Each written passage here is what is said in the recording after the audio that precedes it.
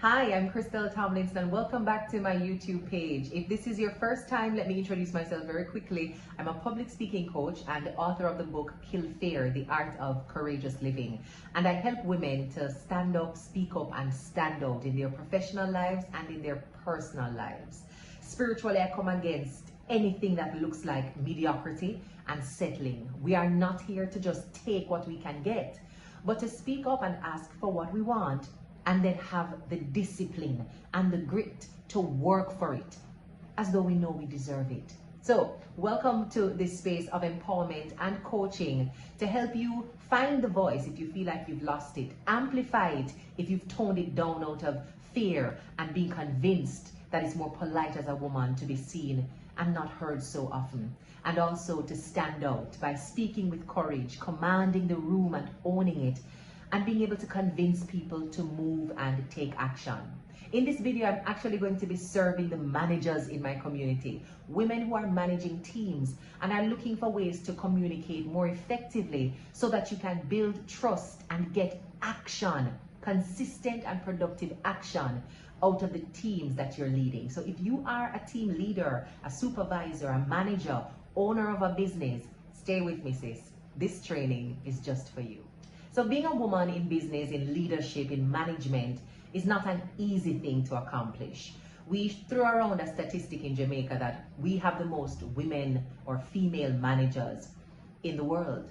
When we look at our ratio, we're looking at about 60% of managers in this country being women. Now that is a standout statistic because compared to the rest of the world, we're really crushing it and breaking that particular glass ceiling. But the numbers dwindle significantly when we move past the managerial posts because the idea and the view of leadership is still very masculine. So even though women are able to dominate in numbers at the middle manager level, they will share with you the difficulty they have in maintaining the respect and getting a sense of responsiveness on their team. So yes, I'm in charge, but why is it that I have to do this 2, 3, 4, 5, 6, 7, 8 times? Say this over and over again to get action. Work so hard for the respect of the team. But if it were a male manager, you'd be so responsive. So I know for women in management, it doesn't feel easy because we are there in greater numbers. In fact, it may feel even more difficult to maintain the respect of your team just because they still think that leadership is something that men and only men have in their gene pool. Now, let's be fair, it's not just men who think that they're women who have bought into that particular patriarchal view, but that's the space we exist in. And while we don't have to agree with it, there's nothing we can do about it until we accept that it's a problem that requires unique strategy and a particular focus to tackling whatever predispositions the team might have, whatever expressions of discrimination and bias may exist. We have to come up with the strategies to override that and to get the job done while still advocating for the cultural change that's necessary inside organizations. So while we work, we are getting up and speaking out so that people know that what is working actually is not sustainable.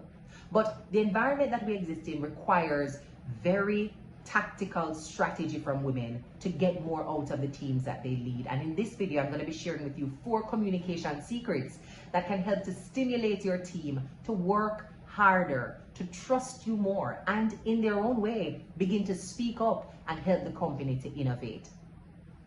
The first communication tip I'd like to share with you is around repetition. I hinted at it earlier, that for women it sometimes feels like you're a scratched or stuck record, having to say things over and over again before anybody listens. Is this a question of them not respecting me? Is it because I'm not assertive and loud and aggressive enough?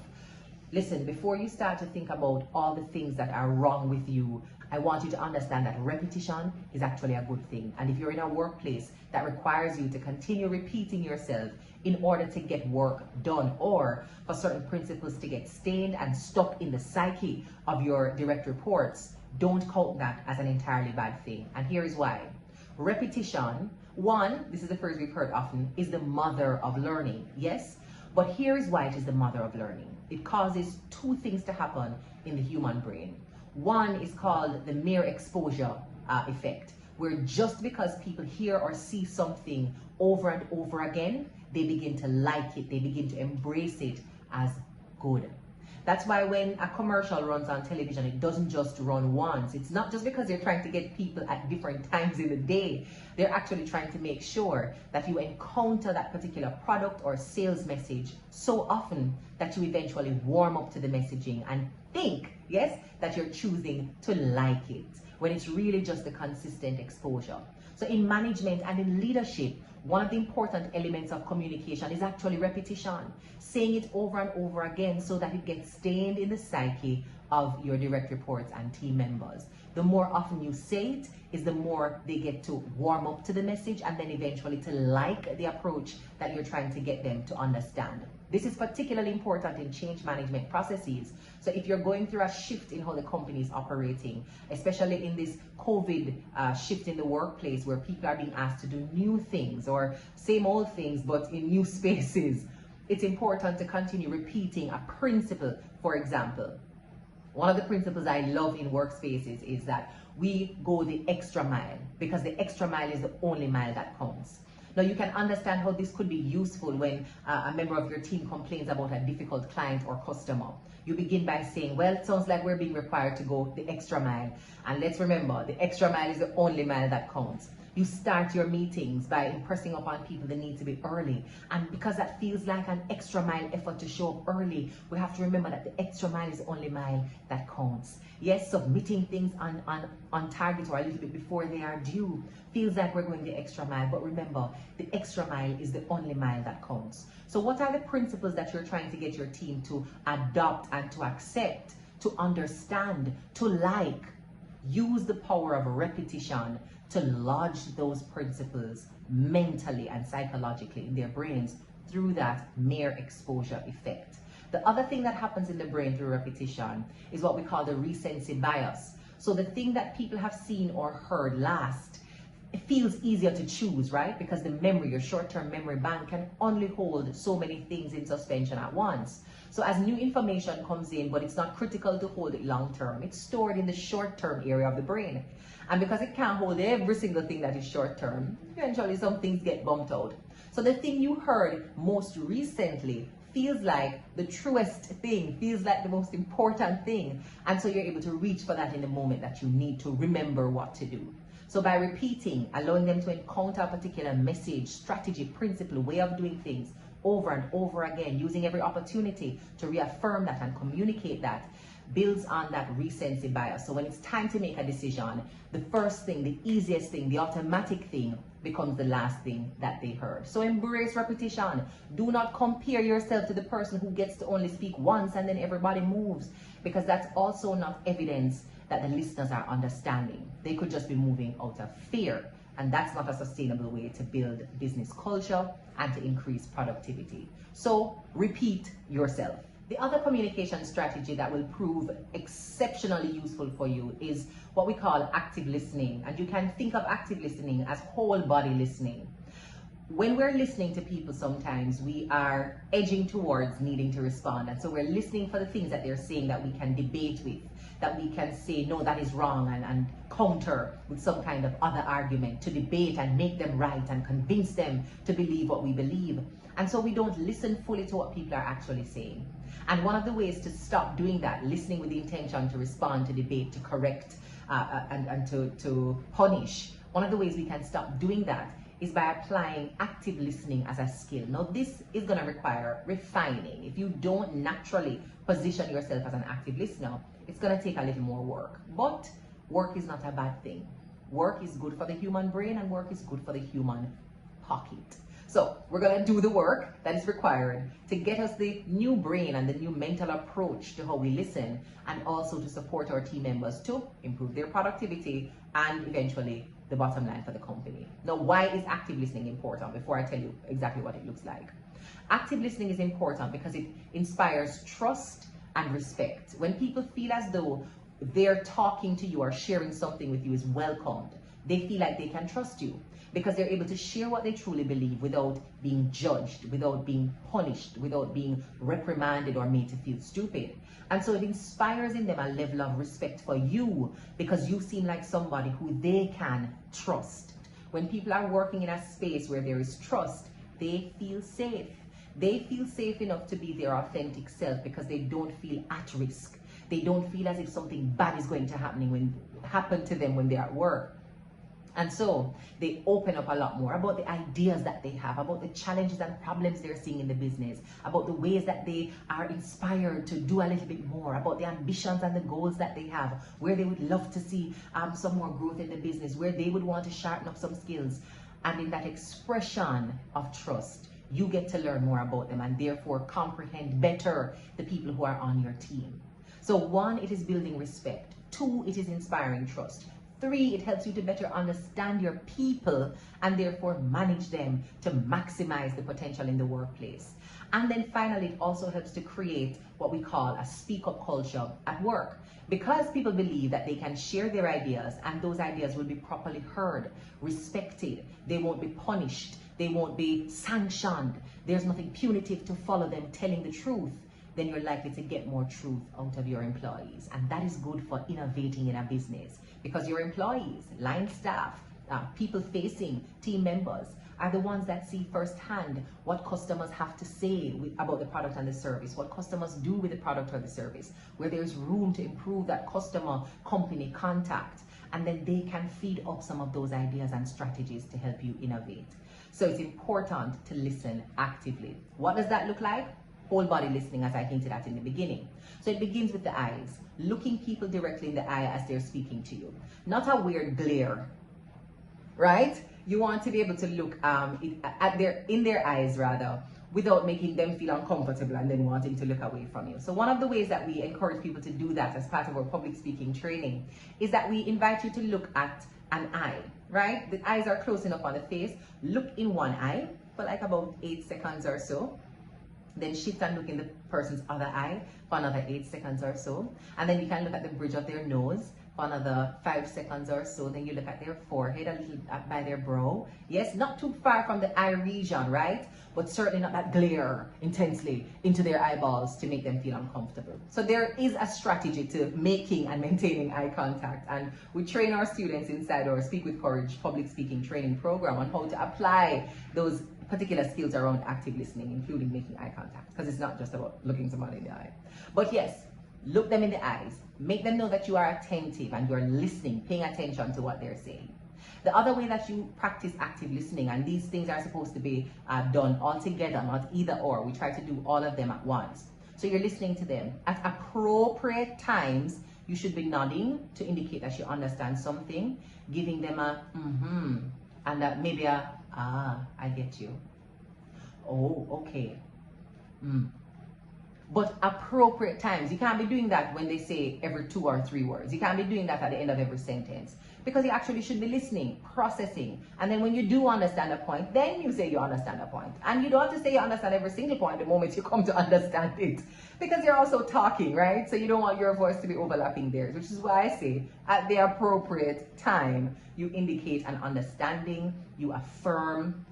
And if the particular relationship affords you that comfort, you could also rest a hand on their shoulder while they speak to you. Now, this one is definitely sensitive to the personal relationships you have inside the workspaces. Some of us have our work husbands and our work wives, right? People we're really close to, work besties. And so active listening can be a little more physical with them without them feeling inappropriate. But always be aware of the boundaries people have around their body. Maintain that 6 feet distance until they ask you to come closer. And if you're not comfortable coming closer, you have your boundaries too. But that's something for you to assess in your personal capacity and the relationships that you have with others. Active listening. The final component of active listening is showing that you understand by giving some feedback. That can be through a follow-up question. So when you said so-and-so, is this what you meant? Because this is what I understood. And allow them to correct or to clarify or even to confirm that that's in fact what they meant. Again, deepening your understanding of your employee and increasing your ability to serve them well. Practice to actively listen. The third communication strategy is around feedback. Goal-relevant, effective, and precise feedback. Now, when you are giving goal-relevant feedback, it means that you're focused on the goal. You're not focused on the person and their behavior and their characteristics and their shortfalls. You're focusing on the goal. I'll give you a quick example.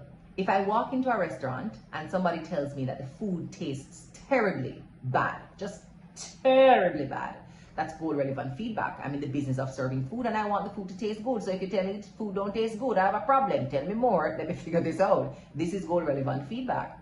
If somebody walks into the same restaurant and says to me, oh, the paint on the wall is just so ugly, and your cashier, can't she do something with her hair? And the chef, can't he do something with his skin color? Oh, you need to get lighter toned chefs there. That's not goal relevant feedback for me. My goal is not the aesthetic of my chef meeting the personal whims and fancies of my employees. The hairstyle of my cashier is not something that I plan to manage. As long as it is within the basic guidelines we give and they're wearing a hairnet, absolutely fine with me. We're not going to ask people to change things to meet your personal tastes, right? That's not how a restaurant works.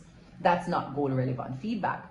So when you're giving feedback that is goal relevant to your team, make sure that it is relevant to the task, the goal, the outcome, the work that they are being asked to do. Now, when you've given goal relevant feedback and that feedback is effective, what it does is establish for your team member what they did, their action, the work, the output, what you need as a goal or an end product, and the distance or the gap between the two and the best principles to apply in order to bridge that gap. If you've given feedback and your team member still needs you to tell them precisely what their next step is, it means that the feedback was not effective. So they again must understand what they did and the output they got from that, what you need as an output, and the difference between what they did and what you needed, and the principles that they are to apply the next time around or to complete the task in order to get there. You don't want to get into a situation where you have to give specific guidance and direction to your team members every time they make a mistake or every time you need to give them feedback on anything at all. You want to be able to communicate principles very clearly. So if something happened and the cause for that is a violation of principle around timeliness, around respect, around going the extra mile, then when you give the feedback, a principle you can establish around bridging the gap is, remember, going the extra mile, because the extra mile is the only mile that counts. So in scenarios like these, look for what is required to go the extra mile. You're not telling them the extra mile with this client would be to call them at 6 a.m. and to send them this email and to pick up their child from school and to send them a gift and to find out if they need a condolence card for their mother who has passed. You don't have to get so specific. Otherwise, in every instance, you're going to have to give very specific and unique instructions. That's not effective, and that's certainly not effective feedback. So again, what they did, what you actually needed to be done, the gap, and the principle that could be best applied in closing that gap now or for future scenarios. So please focus on the goal, give feedback relevant to the goal, and make sure it is done in a way that empowers the employee to make good decisions in the moment, to correct whatever errors, if there are errors, or to improve on their outcomes in the future. And the fourth and final communication strategy that I would love for you to employ in the workplace is around celebrating honesty.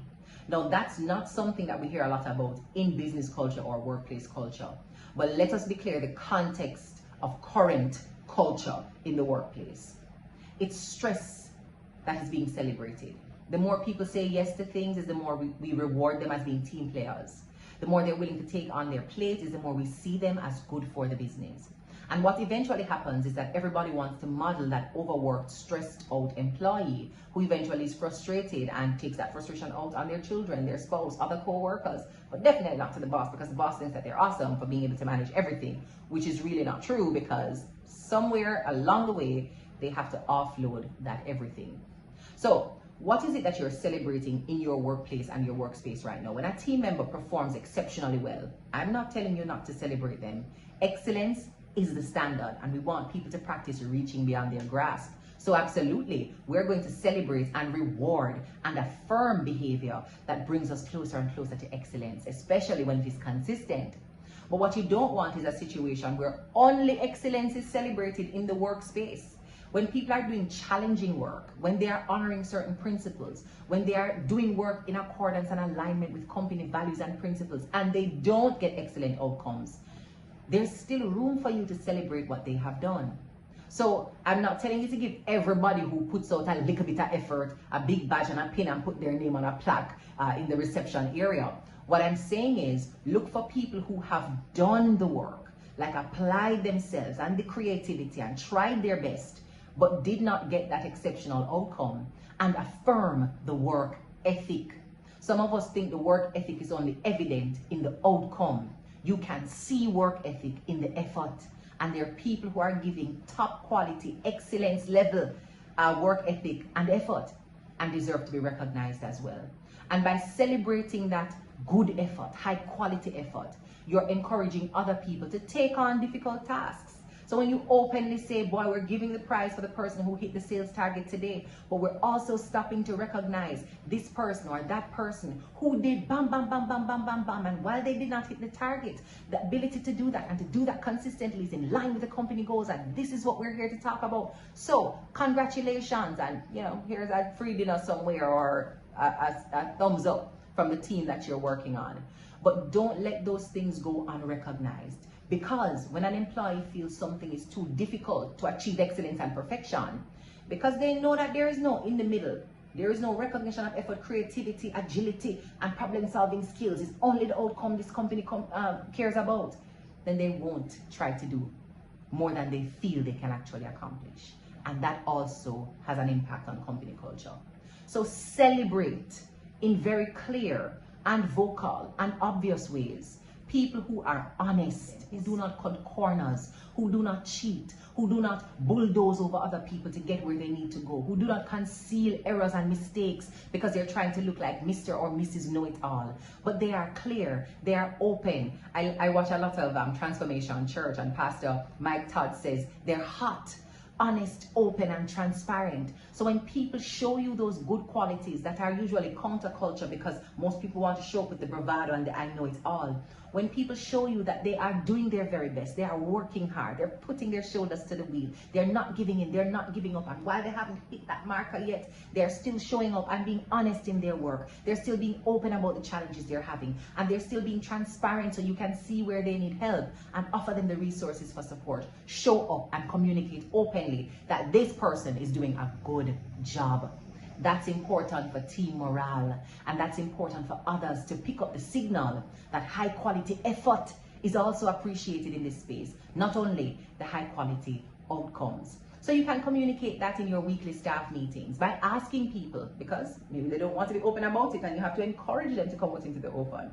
Asking your team members, what's the biggest thing that you are struggling with this week? You made it kind of halfway through, you didn't quite close the deal on it, but you were seeing some progress and you learned something here and you feel like you applied yourself. Share with us what that is. If you get a report that the person went the extra mile, even if it wasn't the exceptional outcome that you wanted, pause, celebrate them. Yes, give them some kind of voucher to get a cup of coffee, take them to lunch, tell them they can come off a half an hour earlier. Whatever it is that is appropriate in your workspace as a reward mechanism, practice, practice, practice to recognize and celebrate those good qualities and characteristics in your employee by vocalizing that.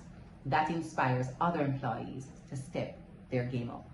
So that's it for the 4 secrets that I'm sure will energize any team that you are leading. The first was repetition, not being afraid to say things over and over again so people can get it lodged in their brains. The second was active listening, making sure that people see you as respectful and trustworthy, better able to understand your employee and therefore support them on their own growth journey. It opens the door too for conflict resolution, and it creates a speak-up culture in your workplace. So actively listen and let employees know that they are being heard. Also practice to give goal-relevant feedback. Don't talk about the person and their attitude and their behavior and their proclivities. Make it about the outcome relevant to the goal. And be clear and effective in giving that feedback so they see where they are, where you need them to be, and understand the best principles to close that gap. And of course, find a way to openly celebrate honesty and other good character traits that are in line with your company values, that show people putting their shoulders to the wheel and celebrating the effort, the high quality effort, even if it doesn't get the high quality outcome that of course you will still want to celebrate.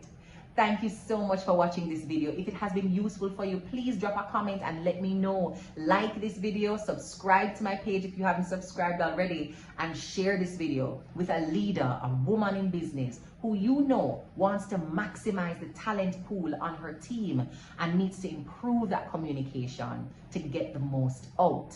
Because if we don't speak up, people can't read our minds and know what we want. But when we speak up correctly, that is when we get the kinds of outcomes and responses that support the professional goals that we have.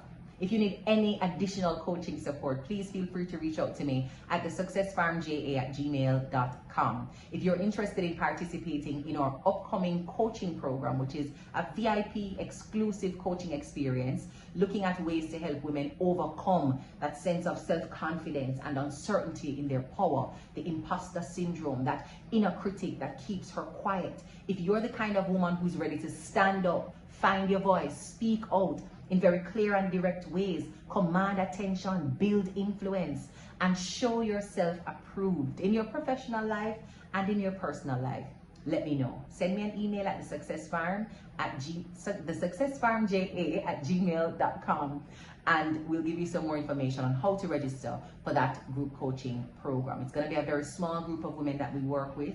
We're not going over 20, so you have to be in that first 20 before we close off this first cohort. So looking forward to hearing from you and hoping to be able to serve you through all the products we have on the Success Farm, whether that group coaching program or our public speaking online course, Speak with Courage.